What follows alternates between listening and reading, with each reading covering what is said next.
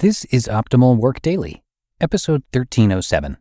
4 Signs You Hate Your Job and 5 Things You Can Do About It, Part 2, by Kristin Wong with GetRichSlowly.org. And I'm Dan, I am your host here, and welcome back to the show that is all about sharing the best work and entrepreneurship content on the web, and we do that every day in about 10 minutes or less. So now let's finish up the post that we started yesterday as we continue hearing from Kristin and optimize your life.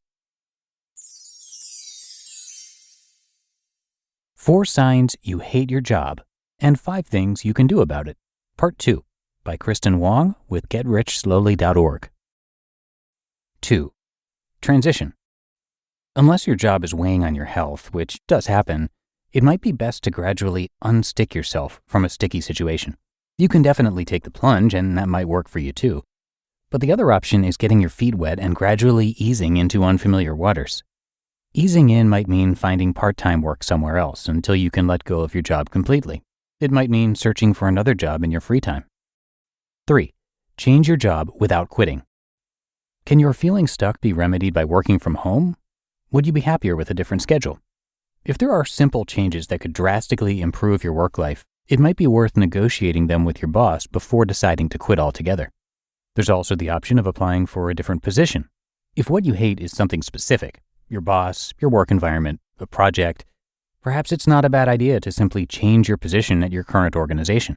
Especially if you haven't been there long, staying at the same company might also be better for building your resume. 4. Communicate. There have been at least a few times in my working life where I felt overworked and underpaid, only to realize this was easily fixed with a simple conversation. Asking for a raise can be awkward, but many times you won't get one, at least not for a while, unless you ask. Lately, I've been working on speaking up about my frustrations. I don't throw a fit, but I'm learning to make issues known in a polite and diplomatic way. A few things have helped in airing my grievances effectively. First, don't get personal. I make the situation the issue, not my boss or the company. If I'm not getting paid enough, for example, I'll bring up the issue of those darn budget cuts rather than blaming my supervisors or their decisions. And second, be honest. Your boss is a human being, so he or she can probably relate to why something bothers you. It might not hurt to simply be honest about the issue, but avoid talking about how it makes you feel and instead focus on why, logically, the situation doesn't work for you. Not getting a raise affects your budget. Tackling another project keeps you from spending time with your spouse. I was once honest about a time issue with my boss, and he responded, "Yeah, come to think of it, don't send me anything after 6 p.m. My wife's been complaining that I work too much." And third, emphasize your work ethic. I try to remind my boss that I enjoy my job and that I'll continue to put in loads of effort. I feel like this eases any concern that I'm only interested in what I'm owed and not what I can contribute. Of course, I understand that talk to your boss might not be a viable option for all of us because some bosses are not open to hearing what you have to say. And 5, change your outlook. My mom has a story about the power of changing your outlook. She realizes this isn't the best option for everyone, but sometimes it is. I asked her to write about it. Quote, "I used to work in retail, a job that was supposed to be a stepping stone. But before I knew it, I was there for 7 years and growing increasingly dissatisfied and ungrateful. So I asked myself, do I change my environment or my outlook? At that moment, I realized I had overstepped this stone. So I chose change my environment. I went back to school to improve my chances of getting a better job, and that's how I ended up at my current office job. I was excited about my new job, and I enjoyed the work.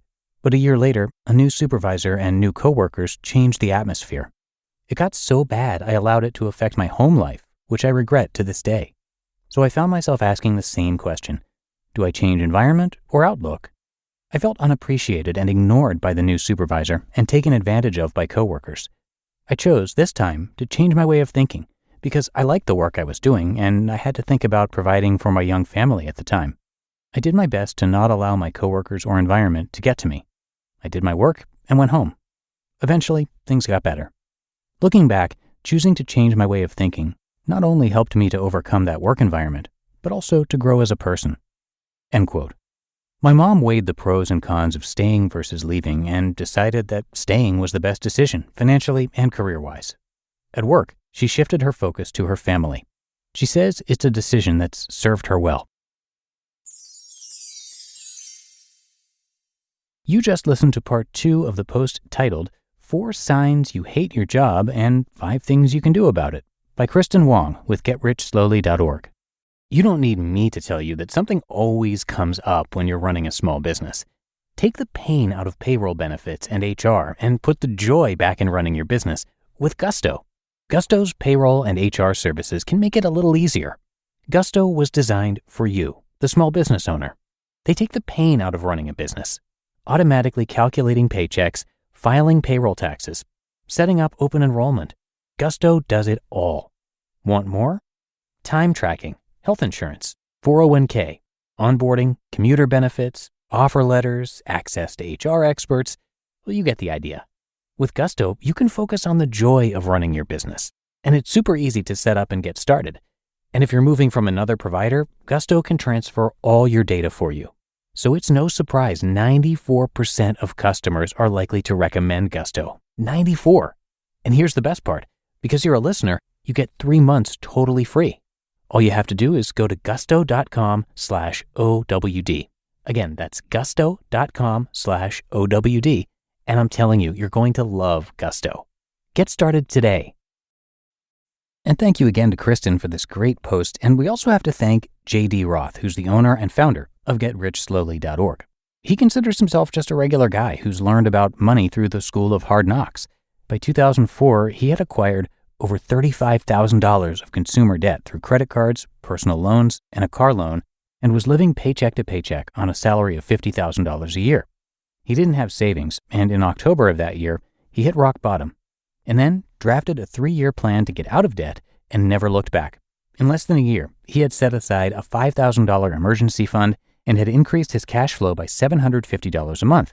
He put that into debt reduction, and in December of 2007, just 3 years later, right on schedule, he became debt-free for the first time in his adult life. And now, he's an early retiree.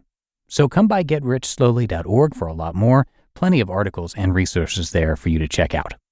But with that, we have reached the end of another episode, and I thank you so much for joining me for this 2-parter from Kristin.